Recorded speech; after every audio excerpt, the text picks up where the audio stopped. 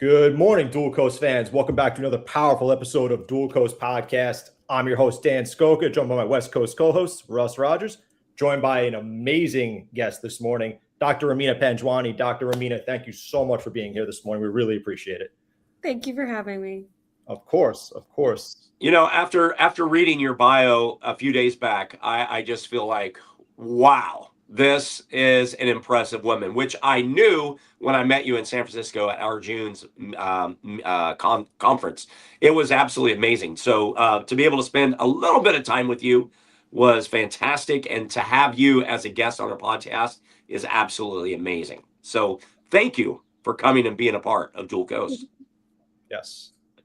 So I have, I was just telling you off air that I never read a person's bio, but today is going to be a little bit different, okay?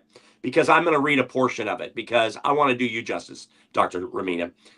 First of all, Dr. Remina is a U.S. military veteran. And I want to stop right there, okay? Because I want to say thank you for your service. Thank you for your service. Yeah, and we'll dive into a little bit of that and find out, about your past and everything. But again, thank you for your service and what you've done for our country. She is a best-selling author and internationally sought keynote speaker, International Impact Award recipient, and board-certified internal medicine physician specializing in functional medicine. Now you understand why I didn't try to do this on my own. It's just packed because your history of life is loaded with good stuff, And so thank you for everything. She also, and this is the last thing, she helps high achievers, leaders restore health, clarity, and longevity by integrating Western medicine with nervous system science, ancient wisdom, and lifestyle optimization. Yeah, have Russ try to memorize that. No thanks. So let's go back. Let's get on to you. Let's talk about your military background. Yeah. Tell us kind of how that, came on. What was the initial inclination that said, Dr. Remina, at that time, what was it that really inspired you to join the military service? The generic answer back then was I wanted to just serve my country and go do something meaningful. But as I look back now in my 40s, I look back, it was actually a journey more than I thought I was going to receive. It built who I am today. And to be fair, and when you're 17, 18 years old, your brain isn't fully developed. You're still growing. So I think I was searching for myself. That is my correct answer. And I was working on my self-worth. That is the true, honest, raw answer. And I got more than I thought I would. Of course, there was a financial and educational pathway for me because I come from an immigrant family and we grew up basically living paycheck to paycheck. And I'm the first generation to get a college education. So I had to pave the way, I had to figure out the way and get the resources. So naturally, I was like, hey, military will do all that and more. So fast forward, I graduated high school and coming from a South Asian background too, there was a lot of cultural, societal pressures and expectations. And my parents would just say, well, just get married and have kids. But it just wasn't fulfilling and I wanted more. So when I went to the military, I got deployed. This was 2003, 2004. I got deployed. I was in Baghdad, Iraq, a teenager basically. And yeah, that was eye-opening. Yeah, it definitely was. And this was one of the most impactful turning points that I still remember. There was a huge explosion that was a near miss. And I'm so grateful for that. And it was then where I knew I had to take things into my own hands. I needed to get out of my own way and figure it out if I wanted to. I'm alive for a reason, right? So I need to make an impact in some way. And the first way I knew how is to get an education. So then I had the knowledge to have the skills that will be everlasting. And it would also build my self-worth for anyone otherwise that would challenge that. Education was part of the key. And so that was just part of the journey. So that's what that funded me, that got me forward. And I learned a lot. I learned grit even more, even though there's things in childhood that builds you through it, but then you're faced with it in the military, in a war zone. You learn hard work values on top of, what you've been through. And it built my confidence, and it started building upon my self-worth. That's amazing. I got to believe, Dan, what do you think about this? That Dr. Remina is not living paycheck to paycheck any longer. Very fortunate. It took a long time.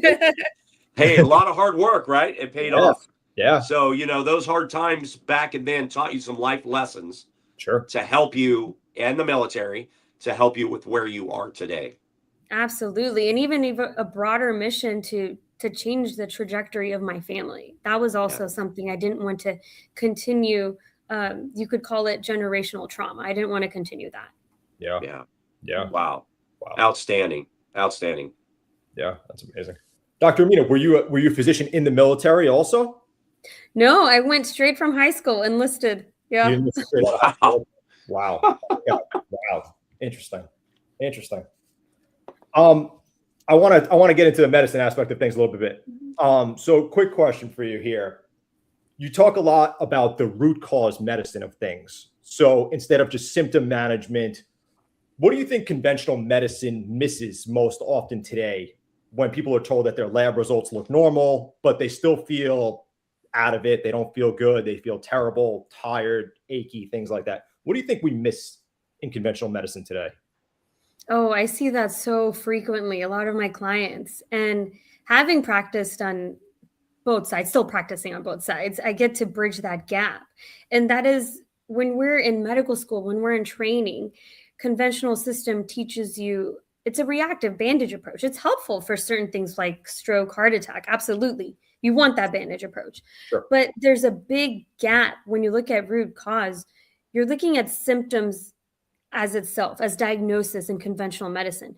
When you go deeper and uncover root cause, you're looking at all the contributing factors, right? You're looking at, well, what truly is the fatigue? What is causing your stress or hormones imbalance? What is that? And you dig into not only your environment, but also your lifestyle, like your sleep, what are you eating, your exercise, are you doing the right things for your body, mind, body, and spirit as well, because it's all connected. We're a complex body of systems that is all one unit, and it needs to function. Then, of course, you add in the modern advanced science with labs, and it gives you the tools for your own personalized approach. So conventional medicine is standard or reactive. In the functional aspects, you really dig into root cause that's personalized to you, and you look at everything. Sure. Absolutely. I'm going to piggyback on that question real quick. Stress is something that's overlooked greatly in medicine, in my opinion. What's your take on what stress actually does to the body? And do you think a lot of times the hormonal imbalance people may have is maybe not truly a hormonal imbalance, but more of a societal factor, stress related? Oh, absolutely. And it's more common than people think. And it's coming to light more often because people are burning out. Well, what is the term burnout, right? It's your nervous system on stress gone unchecked. And if you dive in, and I'll just do a brief explanation of what that does to your body. If you break down your nervous system, it's your parasympathetic, your rest and digest, and your fight or flight, your sympathetic nervous system. There's also a third one. It's called the enteric nervous system. It's your gut. So oftentimes it's all it's all dysregulated, not just the hormones, but you'll also have like gut and everything else. But essentially what happens is, think about if you're constantly stressed, right? Our bodies are designed as, it was protective back in the days. Like if you're getting chased by a bear and you need to escape, right? That's important. But what happens is eventually you stop. You have a period to rebalance. In our modern society, we have so many stressors, right? Our body doesn't know the difference between physical stress or thinking stress. And now you think about what you're consuming, right? Not just what you're eating, but social media and everything else out there.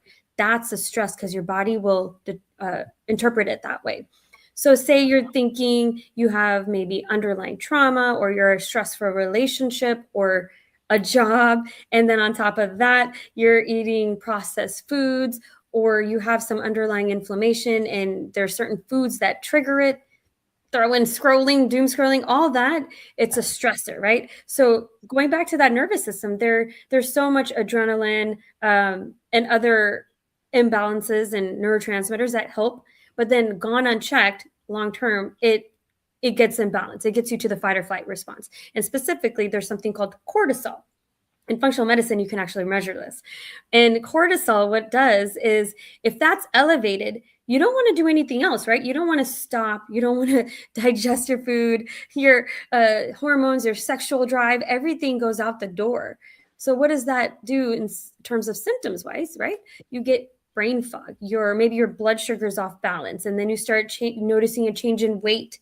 You lose muscle. So then you also have maybe thinning hair, and it just goes on and on and on. And it ties into an imbalanced nervous system. Yeah. So when you look at that, how long can you go trying to be functional, right? There's going to be a stage where you're burning out. And what I see is people, when they reach that, anything could set it off, right? It could just, maybe you have a small cold, but then you're so depleted that it tips you over. So what I like to do is I like to emphasize that give yourself permission to pause. And there's ways to do that. Instead of doing more, step back and rebalance what your body needs. Even something simple, getting back to the basics like breath work, right? Even it takes 30 seconds to tell your body that your nervous system is safe, right? And so tapping into things like that, going out in nature, eating the right types of food, exercising the right way, all those have a big impact. Wow. So take us through your day. Okay. Just, from the time that you wake up, take us through just what we would call a normal day in your life of Dr. Remina. How does that look, and where does balance and everything fit into the things that you're talking about here as you help other people? Oh gosh. So it depends. Not every day is the same. I'll pick up shifts at the hospital. So those are naturally more stressful, and I need to make sure I balance myself. And then I also have 2 little kids. So I need to make sure I wake up before them and balance myself. Sometimes it doesn't work. We're not, that's life. And that's the thing. You got to find your moments and create it, regardless of how busy you are. And then if I'm traveling or whatever my entrepreneurial day looks like. But in general, I stick to the basics. I make sure as soon as I wake up, I'm not looking at my phone. That's the first thing. I just lay there, I just breathe, and I connect to myself, because just the simple acts of being present, breathing, regulating yourself, getting your nervous system regulated, your circadian rhythm is also affected, right? If your cortisol and melatonin, your sleep hormone, are balanced by simple things, it also ties into a better health, but also, your sleep, wake, and nervous system cycle. Then looking at just the simple things. If you look at gratitude. So I not only do my breath work, I'll do like a simple meditation, but also starting with gratitude, because science shows that gratitude can rewire your brain, neuroplasticity. Yes. That's good. That's great. And it's amazing because, ancient, it's like you would practice these things, but science is showing you this too. It's measuring it. So they can say, okay, yes, it's showing it's true. So, but nonetheless, like simple acts of breathing, being present, not looking at the screen, meditating, doing a gratitude journal.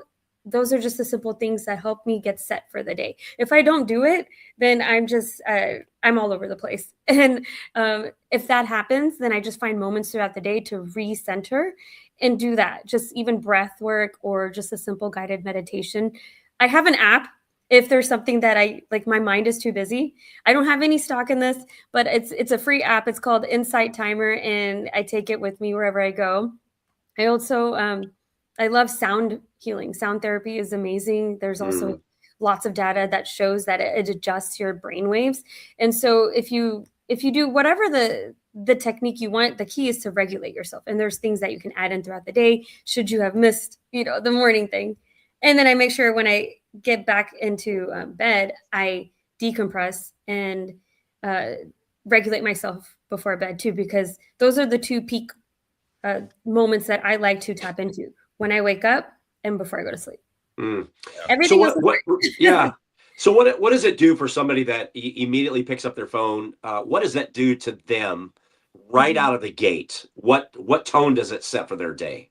Yeah, well, the blue light signals to your brain that you're already in a stress mode. It dysregulates that cortisol response, and so what would be better is to get that first direct sunlight. It hits your retina in your eye and signals to your brain, and it regulates it better. So having even just a few minutes to not look at your phone does a lot for the day.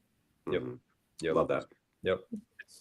We live in such a hustle culture, and Russ, I'm sure you agree with this, and Dr. Mean, I'm sure you agree with this, that I'd say 90% of people, the first thing they do is grab that phone off their nightstand. 100%. Yes. They want to look at their email, check their text in the night, see what calls they missed when they were sleeping. It's like the number one thing everybody does. And I mean, I try not to do it, but I'm still guilty of it too, because you live I can see it on your face. You're guilty. I am 100%. 100%. One thing I actually learned on the iPhone, that I have an iPhone, is you could actually turn the red light mode on. So I started doing that later on at night. Whether it really helps me or not, I'm not sure, because I'm sure the screen still gives off a lot of blue light simultaneously. But I did try to start doing that. But it's so true that people they put themselves in a sympathetic state so fast as soon as they wake up that they don't down-regulate at all. They just constantly live in that state throughout the day. And then you play the dietary role in, and it all plays a role. And I was actually going to ask you that question. Now, say somebody wakes up and they kind of put themselves in the sympathetic state. They're flying a little bit. They're not down regulating. Now, their mental health is not great. What effect would you say people's mental health has on their gut health simultaneously? I love that question, because the other nervous system I mentioned, the enteric nervous system, it's connected through your vagus nerve. It's one of the longest nerves in your body. And there's a gut-brain axis. It's bidirectional. It goes both ways. So if your gut's inflamed, your brain is inflamed, and vice versa. And a lot of research has come about this, some of the biggest institutions, Harvard, Johns Hopkins, and what it shows that there is a phenomenon. And when you look at the mental health aspects, there's a big, the gap is kind of closing in conventional medicine, because you can see there's so many aspects of not just adding medicines. The pharmaceutical grades are important if it's needed, but there's also other things you do. So if you have like a dysbiosis, or basically if your gut is off, you got to figure out what that root cause is. Is it inflamed because of certain foods that you may think that are healthy for you, but they're harming you because of the state you're in? If you're already stressed, that your gut is not going to want to work because you're in a stress response. You're in a fight or flight. You don't have time to rest and digest.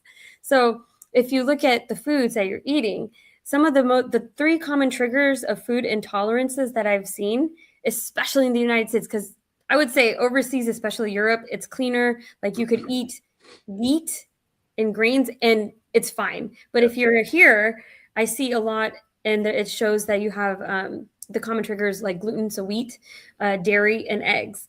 So what I have seen is if you take someone through a reset, like an elimination diet, it's not really a diet, it's resetting your gut, it's taking away potential triggers and giving yourself the right nourishing foods that are fresh, whole foods, good sources of protein, and then supplementing with enzymes or whatever else you need. And you rebuild it. It takes about 21 days to get the trigger out of your system, because your body builds an autoimmune response. And so not only, it could deposit anywhere. So it can deposit on your joints, and it can show up like as an autoimmune issue. So people may have joint pain and we get mistaken by that, a rash. And then if that's happening, then of course your gut too. So maybe you're not absorbing the right nutrients or building blocks to build neurotransmitters that affect your mood.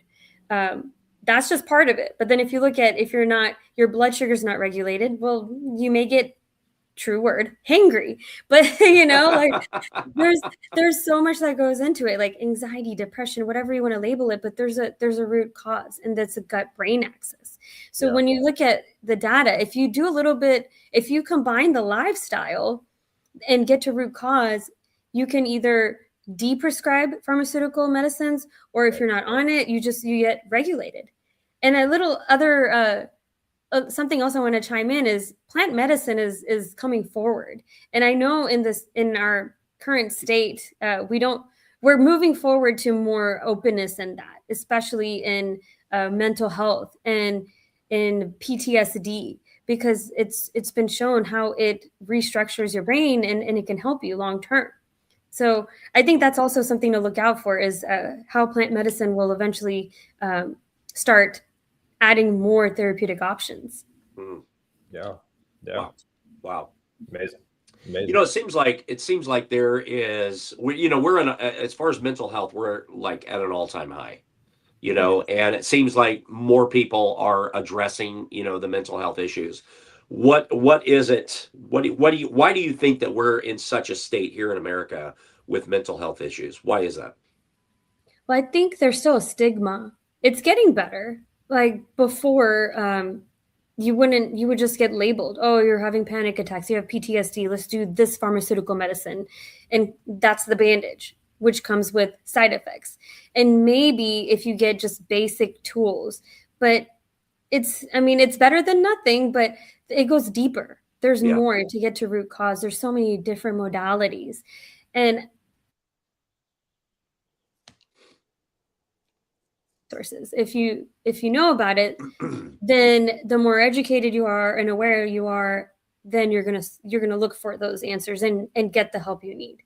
So I think as more is coming forward, there is more access slowly. There in certain places, other states and cities definitely have more to work on, but it's just I think there's going to be more of a, if there's more of a gap to close between information and access, and lowering that stigma, then people will be more apt to looking for those. And I think, especially if you look at the high performing people, right? Sometimes they don't know what the signs of burnout and mental health is, because if you're high functioning, you're not going to present like the typical symptoms of anxiety and depression. Right. It shows up differently, right? You're going to have just maybe a little bit of brain fog, or if you're hyperactive, then you have checklist to checklist. You can't stay present. And then your markers, if you get any lab testing, or if you even check a simple test like HRV, right? Heart rate variability, those things are going to be just off. They're going to be imbalanced. So a high performing individual is going to present differently from just a normal population. So I think that also goes back to awareness too. Yeah. Wow. Yeah. I think that's also where some of these mental health issues arise from, is people see all these high performers and they don't show any signs of burnout. And they're always, they normalize that burnout and they're always on the go and stuff like that. And other people are like, how come I'm not there? How come I'm not at that stage? And it kind of weighs on them a little bit, because they're saying, all right, I'm doing the same thing. Why are they there, but I'm here?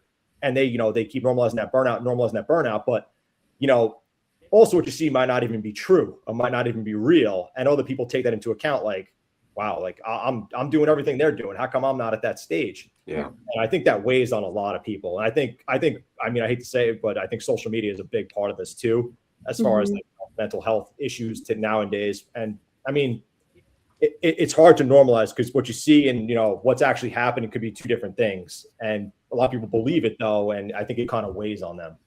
Oh, absolutely. Like I have, for myself, for example, I do have high functioning anxiety, right? Yeah. And it took me a while to recognize that. But what that looks like to me is I have an endless checklist and I have to constantly perform.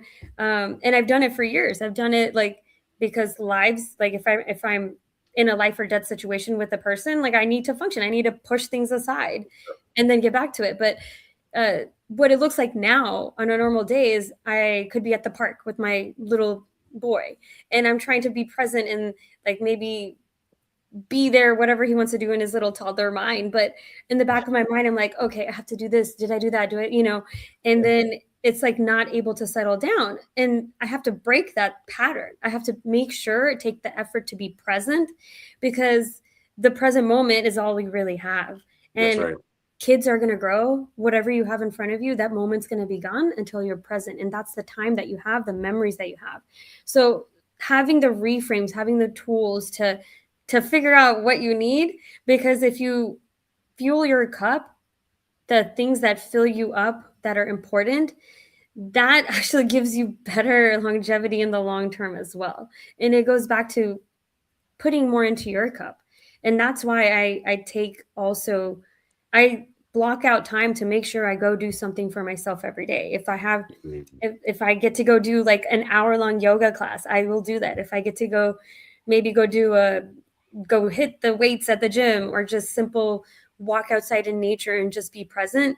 Those are the little things that sprinkle in what brings you joy, and refuels your cup, because the checklist is going to be there. You're going to constantly find something to perform at the next level. But I think it's just things that ground you in finding your balance. Yeah. Yeah. You talked about brain fog, and you talked about, when you go out and you help people, of all types of people with clarity. That's part of your message. How would you say, if you're going into a room today and you're a guest speaker, what would you define as gaining clarity for their lives? How would you describe that to your listening audience? Well, I have two things that come to mind. So, of course, the clarity that comes with when you actually don't have brain fog, on a sciencey level and a medical level, but then also the clarity, the internal clarity, when you do that transformational work. So the brain fog, what I think is, it's eye-opening. What I see people is when they actually start clearing and we get to root cause, they're like, whoa, I just thought I was always like just forgetful or just slow. I thought that's what normal was, that you're a parent, you're owning a business, you're doing this and that, you're in midlife. I thought that's just part of getting older and just stress. And when they realize what they need to do and you get to root cause, they awaken in a different way. Their minds are sharper. They can be present. They can do more. And it's actually quite beautiful. You're like, wow, you're clear now. This is what it feels to be good, to feel good, to be awake for everything. And then, of course, the other clarity, right? It's the transformational stuff, that if you can break the patterns, if you can take things into your own hands and create your own version of what you want to be.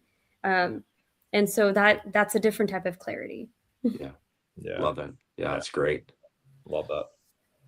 Dr. Remina, in terms of your career and everything you've seen in healthcare, is there a truth about health that you believe now that maybe younger Dr. Remina would have disagreed with? Yeah, definitely. I think about when I was in training, the trend is as you age, you're pretty much aging is a disease. It's actually classified as a disease, right? But I think is how you age. You can still control quality for the most part. But what I was in training, while I was in training, is doing the standard care, doing the standard approaches. Eventually, your body does break down. And so you see people in the last decade of life in and out of the hospital and just declining. And I thought that was just the sad truth. But until I got more training and was exposed to more skills and tools and a different perception, you can do things that creates more longevity and optimal living. And your lifestyle has a big impact. Your lifestyle, your mindset, everything. So that truly changes not only how I live my life, but how I approach patients. And it makes a difference. Yeah. It does make a difference. Yeah. Like I think I had like an 80-year-old like walk like longer than I did. There was like a 90-year-old that does yoga. Like it's quite amazing. Yeah. And it's a full, complete approach, right? Yeah. Wow. For sure. Amazing. Do you ever find it difficult? Oh, I'm sorry. The recording went silent for a minute. I didn't know that you were talking. Do you ever find it difficult separating being Dr. Remina and mom? I laugh at this because the other day, I think I'm just mom, and then my kids are like, "Yeah, you're a doctor." Okay. And so they went to their pediatrician for their yearly checkup, and they're like, so you have to eat more fiber and less sugar. And so they come home and tell me, and like, Mom, the doctor said, and I'm like, oh, the doctor said, so you're going to listen to whatever. Just As long as you're doing what they tell you, that's fine. So it's just funny because they say the term doctor, like I'm a doctor, but I'm still mom to them. It's a different concept. That's awesome. That's so funny. Dr. Remina, let's say somebody listening today, on paper, they look fine. Their lab results look great. Their vitals look great. But, without getting too into the medicine aspect of things, they know something's off deep down. What's one of the first steps that they could take in maybe trying to find out what's going on? Well, first thing is to make sure you're with the right physician. Because if you're in a conventional system and they haven't been trained to see a bigger picture, then you're going to stick to the standard labs that tell you, yeah, everything is fine. And then they're going to say, it's probably in your head. And I know this because I was told that. And I know through my journey, I would not say that to a patient because if your body's off. You just have to dig deeper. What is it? So that's the first thing. Are you with someone you could work with that actually listens and will dig deeper? And if not, then go look for a functional medicine doctor who's been trained. But to add even more on that, yes. So the first thing is, can you work with someone? Are they going to listen? And what to do? Well, you can get lifestyle is big. I would dig into, okay, what are you doing daily? All these factors. And then, of course, add in the advanced labs, because advanced labs they're not the labs that you're going to see in a regular conventional office. For instance, if you look at basic labs, if you look like at a CBC, you're going to get just basic lab work that gives you, is your white count up? Do you have an infection, right? Or is your hemoglobin off? And it's just going to give you basics. But what you want is further testing, right? You want to see even more. Another example is hormones. Maybe simple blood work for like a couple of hormones, but there's more to it. And so a functional approach would be, if this is contributing to your symptoms, well, let's look at the entire biochemical pathway. So how are you metabolizing that hormone? And which structure, the form of hormone, are you building or not building? Or, if there's a gap in the cycle or the building blocks, are you deficient in vitamins?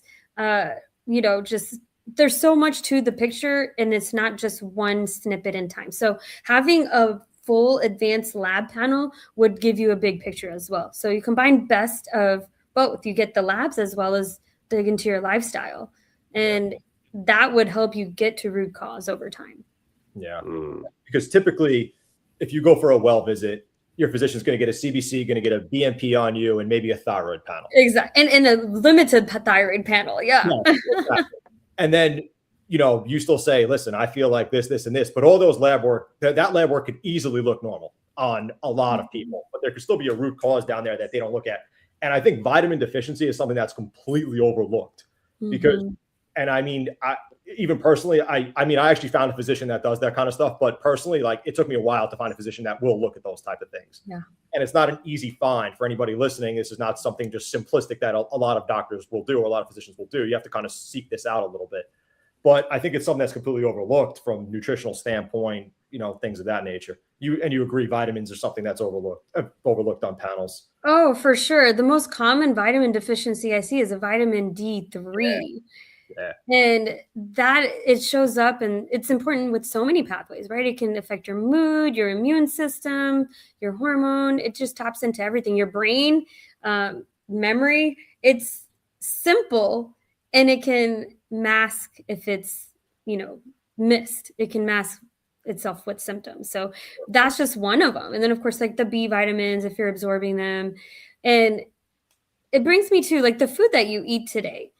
Even though if it's clean and organic, it's still depleted. The soil that it grows in is depleted. So naturally, you will still have a vitamin deficiency. So I always like to at least get the basic, check the vitamins. But then also, if you need a supplement, good quality supplement, and the most common one, of course, is vitamin D3 plus K2, if you're going to do that. You want to have that. That's with the absorption. Yeah. Yes. Definitely. It is overlooked, but there's an answer to it. So if you can find it, and then you can target what the answer is. And sometimes it's a simple fix, and sometimes it's more complicated. Yeah. Sure. Interesting. I like calling it the sunshine vitamin, right? Yeah. So I think what I'm hearing you say is that we got to get out and we need to move our bodies. We need to exercise more. We need to have more balanced life. We need to be more connected to our world. We need to pause, but we need the sunshine vitamin. Definitely the sunshine. Yes. And more of pausing. Sometimes if you're go, it's okay to pause. Yeah. Yeah. Amazing. Yeah. The thing that I see, in our society today is that we're lacking those things. We're lacking the sunshine. And I know that people that live in the Midwest or East Coast or whatever, they may get less sun than we do here. Well, maybe not where you live, but here in California, we get a lot of sun, right? Yeah. So, getting out and people are walking, people are moving, but because of the area in which people live, they may see sun 3 to 4 months out of the year. Yeah. So therefore, it's a problem. So, do you recommend that they take a vitamin D to help with their mood and their stableness and their life as far as maybe a supplement?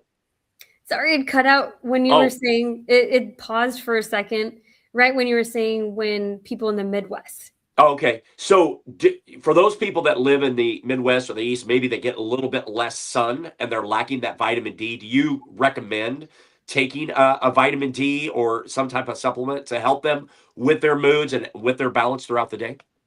Oh, yeah. In general, actually, even if you're out there getting sunlight, because there's a whole process for you to absorb it, break it down to make sure you have the right form. Even with that, most Americans are deficient in vitamin D. So I wanted to also mention that when you look at functional medicine, you look at optimal levels, whereas conventional, it will just give you a range. So that's why you may be normal, but feeling off. So if you look at optimal, and then adding that, like vitamin D is still one of the common ones. So whether you do get sunshine, but especially if you don't, then it would, for the most people, a good quality vitamin D3 plus K2 would be beneficial. Okay. Yeah. That's great. It's interesting though that you bring that up, Russ, because there's definitely some geographic issues that people have with mental health and anxiety like that. Because when you're in a state, I mean, we're all across the country right now, obviously, so we cover all the different time zones right now between me. But in New York, sometimes it's gloomy for 3, 4, 5 weeks at a time with one day of sunshine, and then you get another 2-3 weeks of gloominess. Yeah. And out in Cali, it could be, sunshine for 6 months. I know. And it's just, and Dr. Remina, you agree, right? I think that does play a big role in people's moods. Because I obviously, I am more driven in the summertime. I'll be honest with you, especially living in New York. I have more drive, I have more motivation when I can go outside at 7 p.m., 8 p.m. The sunlight's still shining. It's still 75 degrees. But in the wintertime, when it's 5 degrees and it's dark at 4 p.m., I'm less driven. You don't like that 30 inches of snow that you could go out there and shovel and stuff like that? You don't enjoy that? That does not sound fun. Yeah. Doesn't put me in that sympathetic state, as Dr. Remina would say. Yeah. And, there are more incidences of having depression. There was a study I remember actually back in training that certain regions with exactly what you said, they are tied to a lower mood. And, you see more incidences of like depression and seasonal depression too. Sure. So just maybe get a second home, maybe go visit Russell during the winter. Come to Texas. I don't know. There you go. That's the play. I like that is the play. I like that. Yeah, because we have some mutual friends, Dan, you and I that live in the Midwest and the East Coast, and they get that seasonal depression, and it's like, we don't get it here. We just don't. I mean, we had summer from January till middle of March before we got our next. We were like not 1 week 95 degrees. It's like crazy, So we definitely don't lack here. Yeah, that's it. But the funny thing is, though, if we get 2 or 3 days of it, like I could see how it kind of dampens everything, right? So when you're talking 5 or 6 weeks, holy smokes, like no thanks, thumbs down. I'm out of here. Dr. Remina, we'll probably make this the last question, but we have this quote or this statement that we'd like to end all the podcasts with, and I think you're the perfect person to answer this. And that statement is, wellness is not about perfection, it's about progress. What would you say that statement means to you? Yes, it means you do something. I like to tell my clients and people I come across, everyone, that if you make one small change towards your goal in whatever aspect, then eventually it becomes a habit, and that's your journey. So even if it's a small progress, you're still getting closer to your goal, and you're making changes slowly every day. Yeah, love that. I love that. You know, Dr. Remina was like, boom, there it is. There's the answer. Not drawn out, not, paragraphs. Boom, there it is. Right. That's right. Perfect. That is awesome. Dr. Remina, where can people find you? Yes, I'm almost, you can find me anywhere. So Instagram, I keep it simple. Instagram is the best one to follow up to date where I'm going, what's coming up, events. So DrRemina, Dr. Remina. My website, I also keep it simple. It's www.drremina.com. And my book as well, that's on Amazon and also at Barnes & Noble. So reach out to me. I'd love to connect. Any questions, or if you want to work with me, whatever, I'm here. Amazing. Wonderful. Amazing. You have been great today. Thank you so much for coming on to Dual Coast and blessing us with your experience, your knowledge, everything about what you do. And I know we just got a glimpse of it, but thank you for sharing with all of us and all of our listeners today. Oh, yes. Thank you so much for having me. Absolutely. Absolutely. Thank you so much for coming on. Dr. Remina, this was powerful. This is my type of podcast. Russ knows that. Yes, it is. Yes, it is. But we thank you so much for your time today. This was great. I hope our listeners got a lot out of this today. Please check out Dr. Remina on all her social media handles. Check out her website. Please go look at her book on Amazon and at Barnes & Noble. Follow us at all our handles, Dual Coast Podcast. Please check us out on Spotify, Amazon Music, and Apple Podcasts. We'll see everybody next week. Dr. Remina, thank you again so much for today. Thank you.